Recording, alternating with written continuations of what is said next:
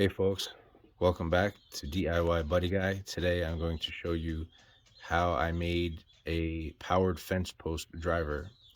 This is for entertainment purposes only. Don't try this at home.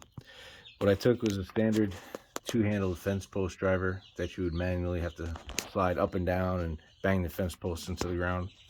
The girlfriend told me she had just bought 1,500 feet of fence, which is a lot of posts, and just couldn't see myself driving all of them by hand. So what I did was I have my Makita rotary power hammer here, and I had an extra chisel bit that I took and I cut the tang off of, and that's what it used to look like.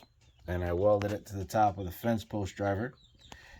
So all I have to do now is take the bit, the fence post driver, and insert it into my Makita power hammer, pull the trigger, and just let it send the fence post home.